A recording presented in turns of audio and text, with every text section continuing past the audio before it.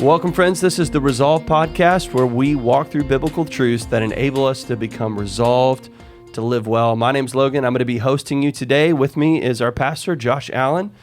Today, we're going to be talking about abiding in Christ, specifically about loving one another. And this is kind of the third session that we've gone through about abiding as we talk through our 5 faith habits. And today is about loving one another. As we begin, I'd like to ask you maybe a few questions.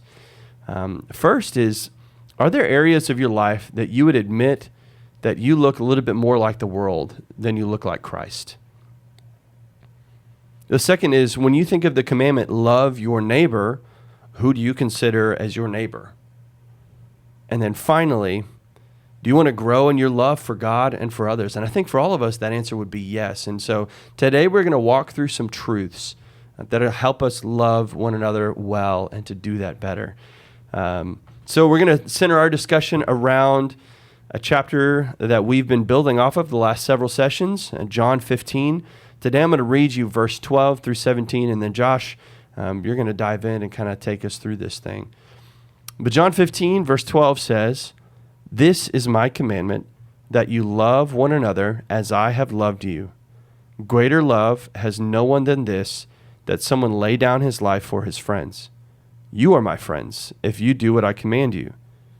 No longer do I call you servants, for the servant does not know what the master is doing, but I have called you friends, for all that I have heard from my Father I have made known to you. You did not choose me, but I chose you and appointed you that you should go and bear fruit, and that your fruit should abide, so that whatever you ask the Father in my name, he may give to you. These things I command you, so that you will love one another." So Josh, let's begin this session by talking about the incredible commandment from Jesus to love one another.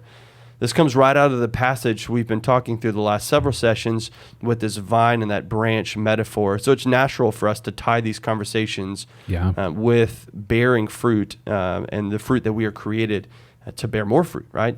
So walk us through this statement. Perhaps it's best to tie this to John 13 for a moment there.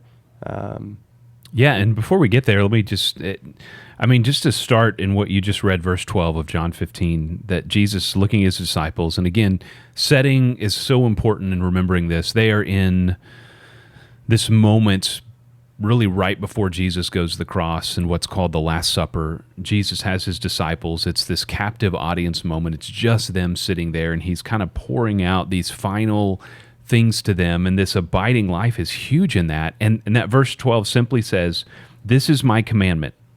So if they're hearing this, if Jesus is sitting across from you at a table and he's looking at you and you're his master, you're following him all these years of your life, and you're looking at me and saying, "This is my commandment." And then he says this, that you love one another as I have loved you.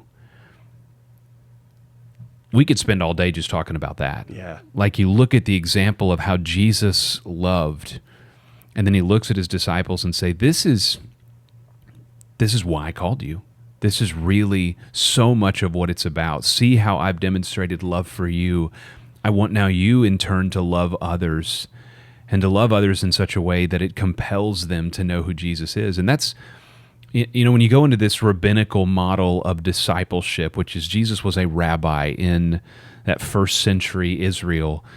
The rabbinical model was you have your disciples, the Hebrew word there is talmidim, and they are the guys who follow you and do everything like you, and they look at your life and they try to emulate how you would respond to questions. They try to emulate where you go, who you spend time with, and we're just going to get into it in a minute. What does he mean by love one another? Because there's more to it, I think Jesus is saying there, than what they had heard in the context of their own culture. Right. Expanding that, but just that idea for a moment of just getting your mind around Jesus' call to them is look like me, look like your rabbi.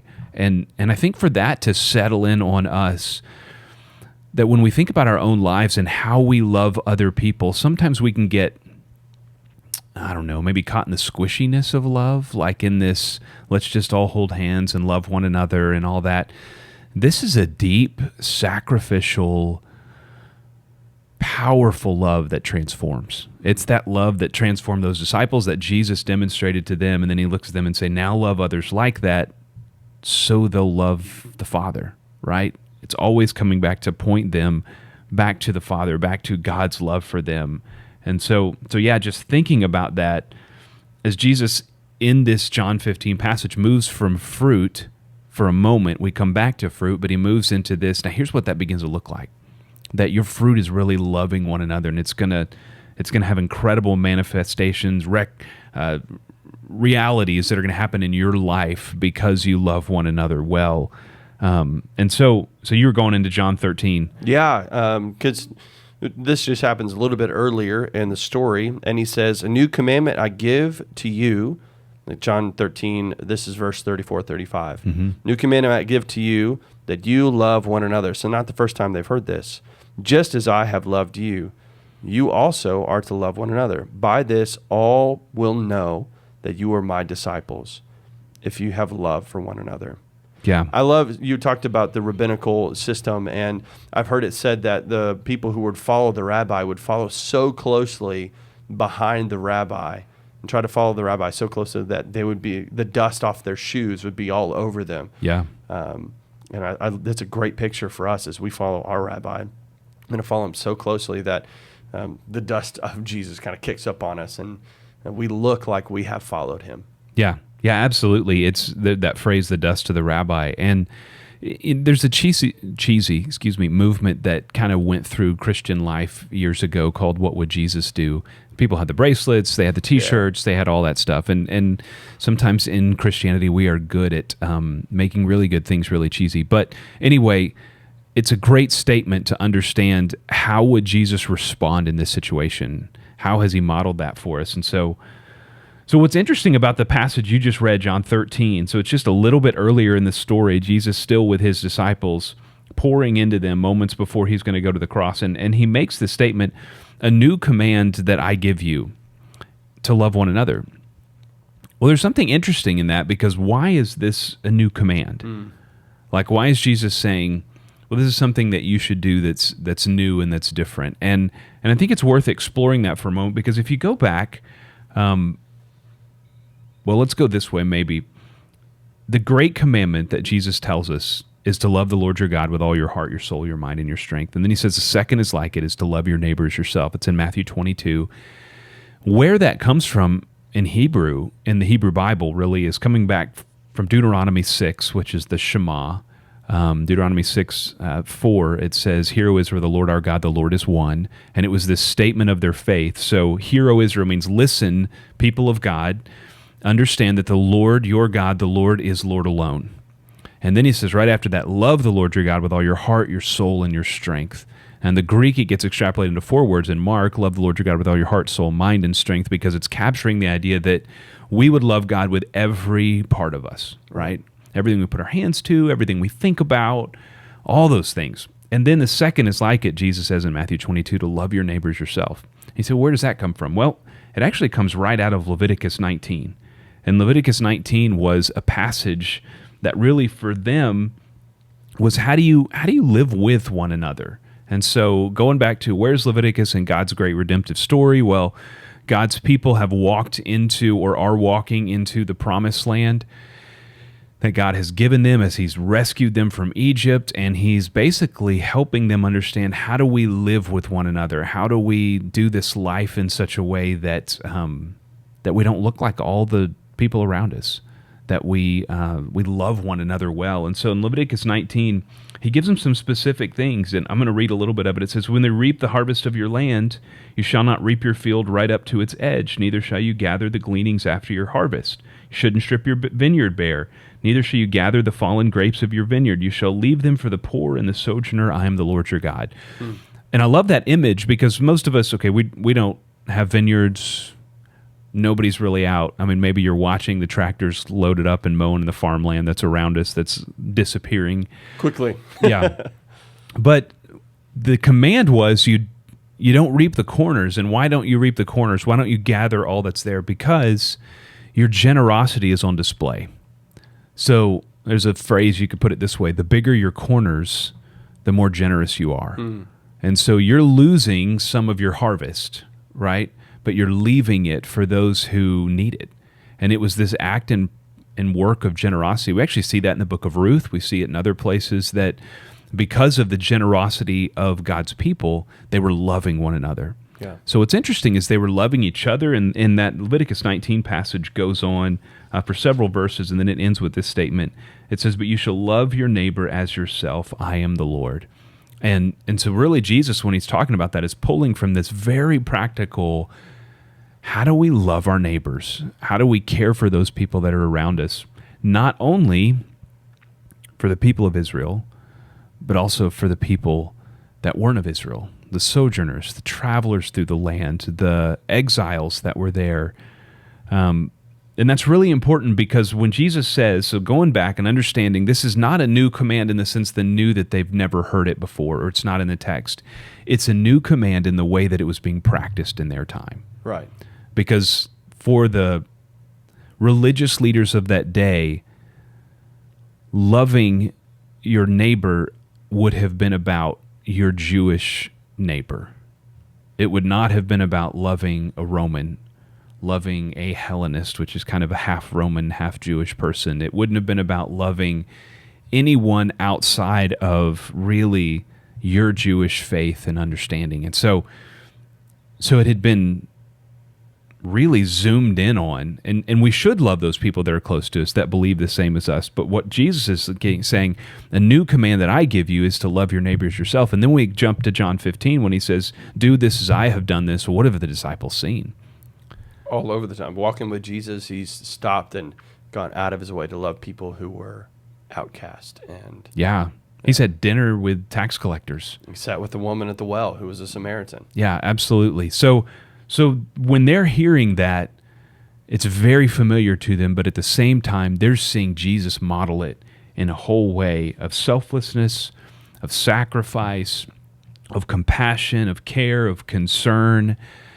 And it's this beautiful picture. And I think even bringing that out into the New Testament, why that's such an important thing for us. Years ago, I read a book by a guy named Philip Yancey, and there's a question that essentially he asks in one of his books, and it's this: where's God when it hurts? He said the simplest answer to that question is, where's the church when it hurts? And does the church surround people, love people well in the midst of the pain and the hurt? And that's what Jesus did. He met people where they were in their brokenness.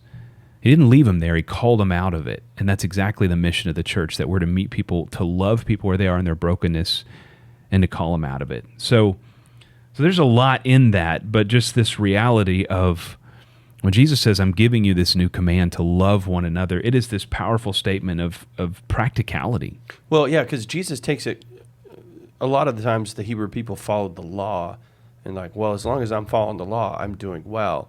And Jesus continually says, not only is this the law, but it's about your heart too. Mm-hmm. I think of the Sermon on the Mount. There's so many topics there that Jesus takes from, you've heard it said this way, yeah, but I tell you, this means this instead. Yeah, absolutely. And so even here, this command to love one another by, leaving your corners of your field. But I'm telling you, love this way, to be selfless, to live a sacrificial life, to have compassion, care, and concern for everyone around you. Yeah. And in legalism, you do get this way of like, okay, I checked the box, mm-hmm. right? I love people. I did what I was supposed to do. And Jesus even said it exactly what you're saying. He said, you've heard it said, you shall not murder. Well, I say to you, anyone who thinks of his brother in that way, right? Who gets angry with him, and that word anger meaning this nursing of anger in your mind and in your heart. You've already committed murder in your heart because of the way you've treated your brother. And so what Jesus is saying, it's not just the action of, check, I didn't murder anyone today, great, I'm doing well. No, it's where my thoughts gone, and is there love that's propelling me, or is it something else, and I just happen to not act on anything that anybody could see? Well, and we even see pictures of that in the Old Testament with the prophets, where God would say, I hate all of your show. Your sacrifices are empty. Bring me a broken heart. Yeah. And so God has been always working with his people out of legalism to love him and to have faith. And so I love how Christ is really centering this conversation even further. Yeah, absolutely. Absolutely. And that word new probably also indicates Jesus was often helping the disciples see he is the fulfillment of what was to come. Mm-hmm. And so you go back to John 31 and you see this beautiful picture of a new covenant that Jesus is bringing in, that he is the Messiah, the one that was hoped for, the one that was longed for. And so there's this newness to him that though the command is the same, there's a newness to it in what it means to follow Jesus, what it means to really look like him. Yeah, Matthew 22, 37 through 40 says, "And he said to him, you shall love the Lord your God with all of your heart, with all of your soul, and with all of your mind. This is the great and first commandment, and the second is like this, you shall love your neighbor as yourself. On those two commandments depend all the law and the prophets." Yeah. So talk to us about that. That especially that statement, depends all the law and prophets. Yeah, so when Jesus says this, and he says it multiple times in the Gospels, the Gospel writers record that he talks about the law and the prophets, and really in the Hebrew understanding of the Bible, so the Hebrew Bible, the Old Testament, what we think of, you had three parts to that. You had, in its fullness, you had what was called the Torah. There's an acronym called the Tanakh, T-A-N-A-K, that is helpful for people to kind of remember that. So you had the Torah, which is the law. You had the Nevi'im, which is the N, and that stands for the prophets, right? And then you had the Ketuvim, which is the wisdom literature, if you will. And so those three things make up the totality of the Old Testament. And so when you hear the law and the prophets, what you're really seeing is the Torah and the Nevi'im. And it basically had become this Hebrew idiom at the time, this saying, that means when you see that phrase, it means the whole thing, mm-hmm. right? The whole Old Testament. So when you look at that, he's saying the entire Old Testament summed up in those two things: love God with all your heart, soul, mind, and strength, and love your neighbor as yourself.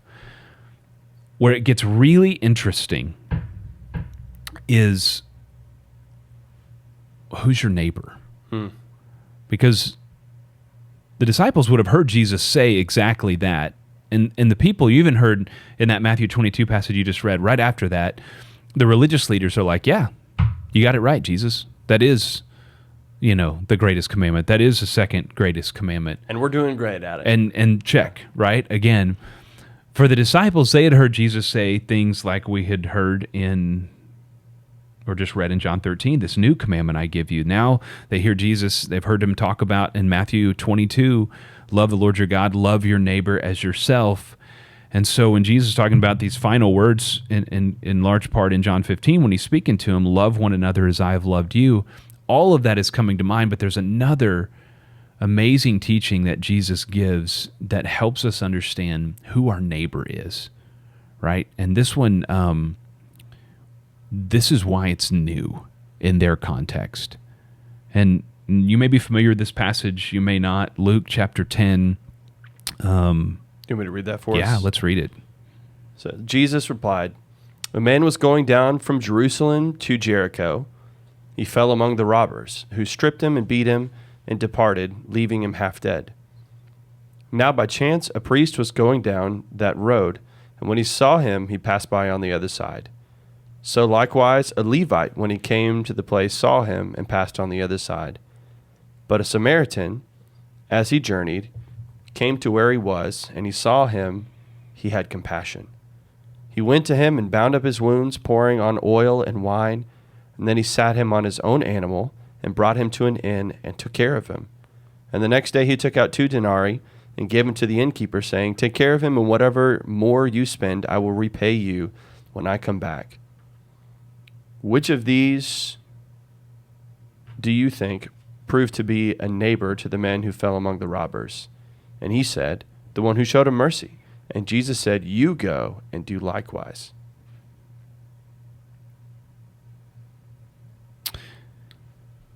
That's a powerful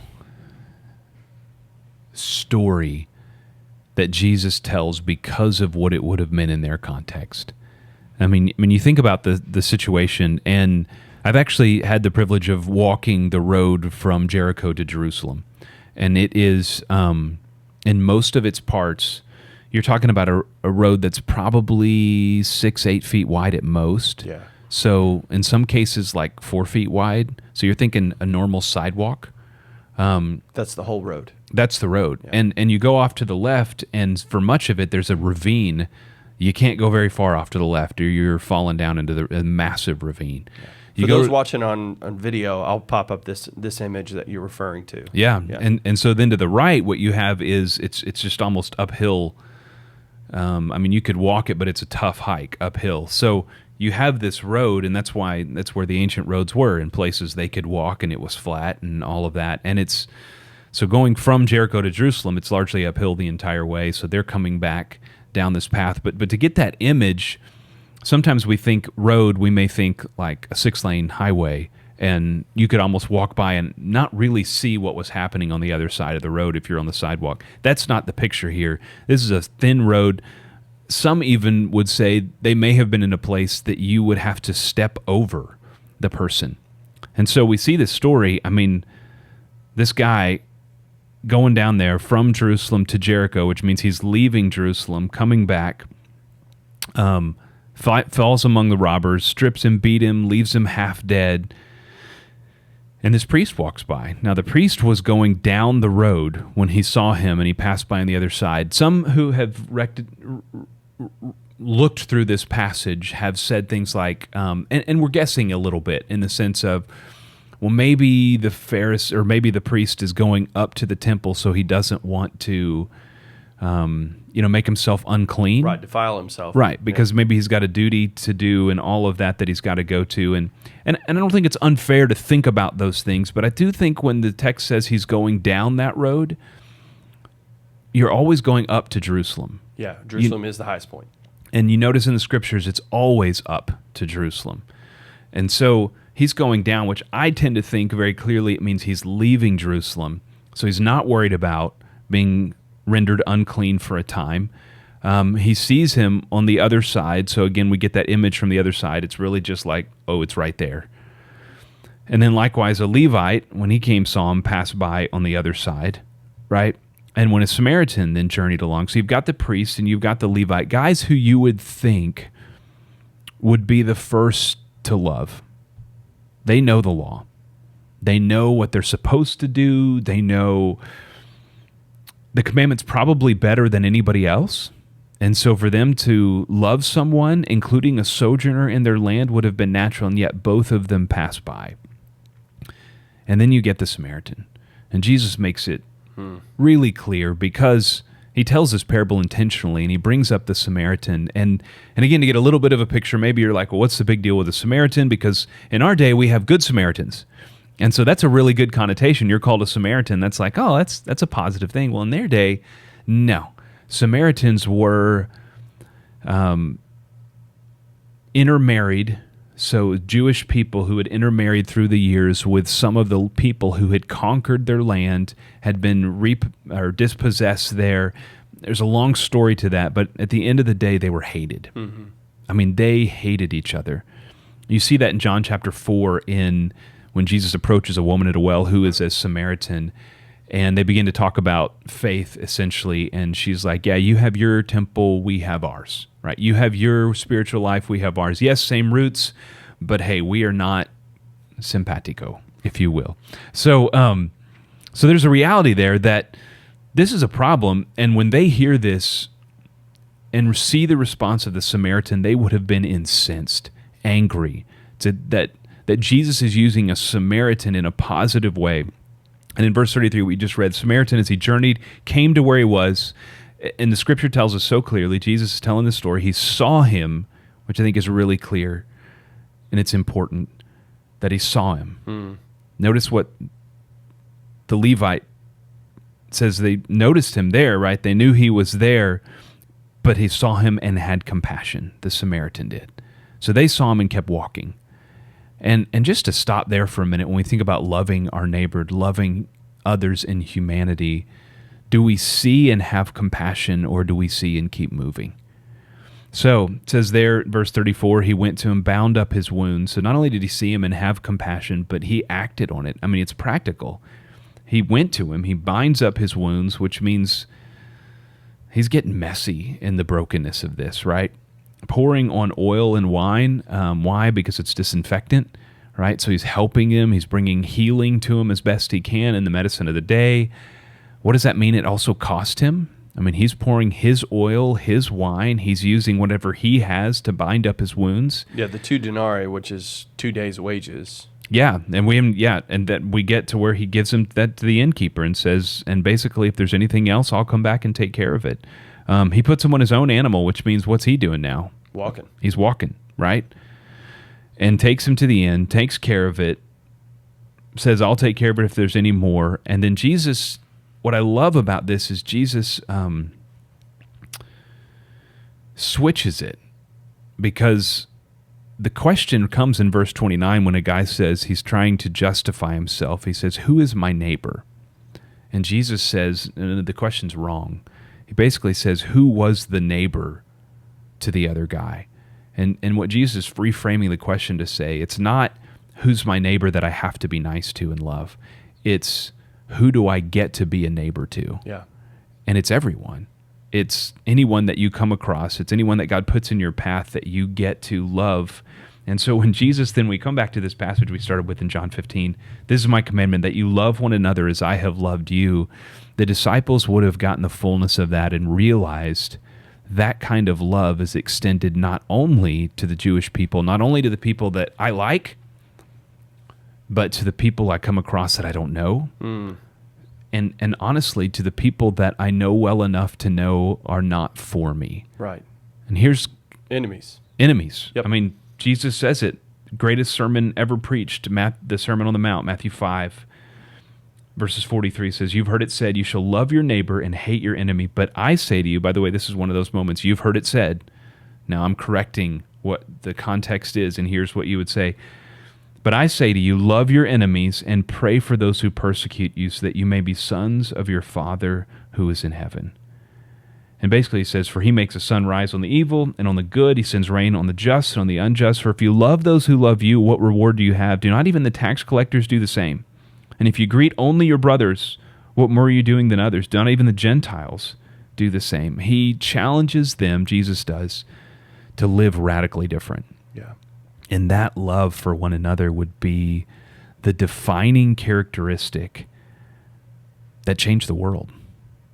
I mean, it literally changed the world, because it was love that transcended socioeconomic bounds.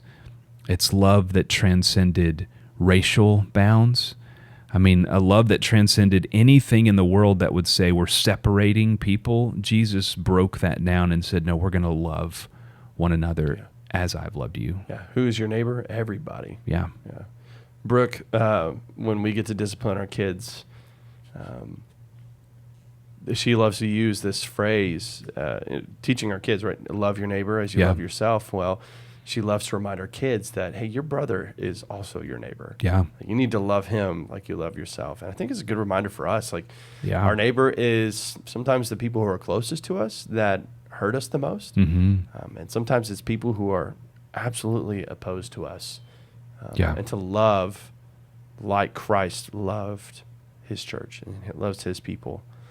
It's a heavy commandment. Yeah. But Absolutely. it's a good one because it brings freedom. Yeah. Yeah. And love isn't, practicing love doesn't always feel wonderful. Yeah. So like in that passage, Matthew chapter 5, there's one part in there that says walk that extra mile, right? If someone comes to you and says, carry my pack 1 mile, we'll take it another mile. Sorry, that's a little bit before in Matthew chapter 5. Yeah. And that's talking about the Roman persecution, right? So a Roman soldier could walk up to a citizen at any point and say, hey, carry my gear for a mile. And Jesus tells them, well, if someone says take it 1, take it 2 instead. And like just heaping on love to their oppressors, their enemies. Yeah. That's a new commandment for us. Yeah. It's a new commandment for the people he was speaking to that day for sure. Yeah. I watched a video of this recently where it was one of the stories of Jesus, if you will, but they were trying to capture this moment and what it would have been like. And I think they did a really good job because Jesus is walking with his disciples, both the 12 as well as others who were there, and this Roman kind of cohort, this guard comes up.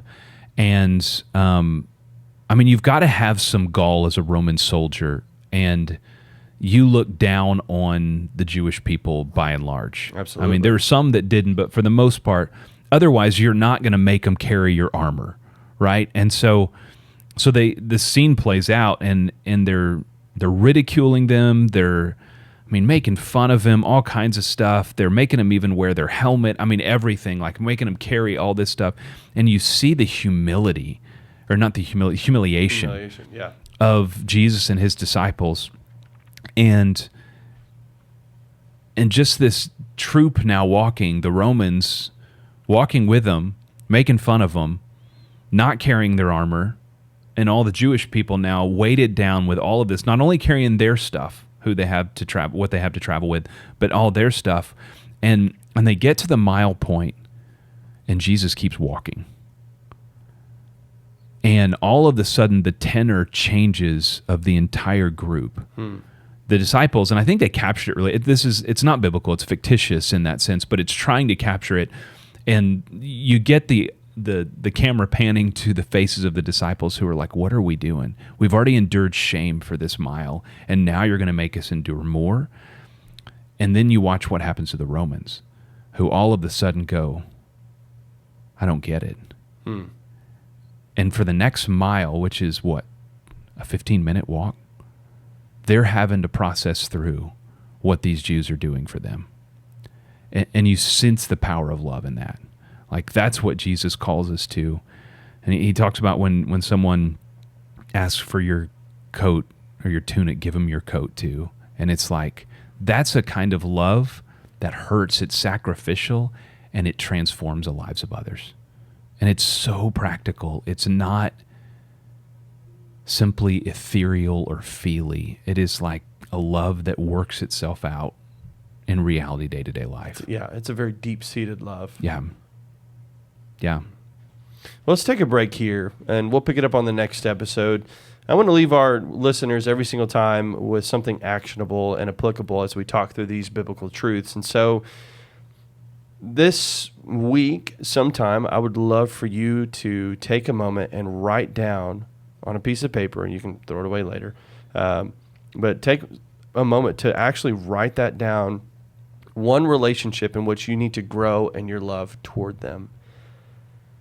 Write down one way you can practically show them love. And as I'm saying this, you probably have this like gut feeling. You're thinking about somebody in particular, and that's a great check from the Holy Spirit in us. That person that you're thinking of right now, write down their name and write down one way that you need to go and show them love. Maybe it's someone that you need to seek forgiveness from, or maybe it's someone that you need to go and forgive that you've been holding on to for so long. Don Whitney, in one of his books, said, "The unforgiving spirit is the number one killer of spiritual life." So if you're struggling with that, I encourage you to deal with that now. If you want help walking through that, if you need help reconciling that relationship, we would love to help you with that. You can reach out to us, PH Life. Just text that word, PH Life, to the number 77411, and we, as pastors, will get in touch with you and walk you through that conversation. If you're not a part of our church and you're just listening to this, you can still reach out to us, but I also encourage you to dive into your local church and seek help there as well. But it's worth it, friends. So take that exercise, do that, write down somebody's name, and write down how you can be more loving to them. All right, so next session, we'll talk about 2 other aspects of loving one another, but we'll see you then. Thank you for joining us on this journey. Our deepest desire is that you would know Jesus and walk with him daily. If you want to know more about what that might look like, you can text PH Life to 77411. If you'd like to know more about Parkway Hills, visit our website at parkwayhills.org. We'll see you next time on the Resolved Podcast.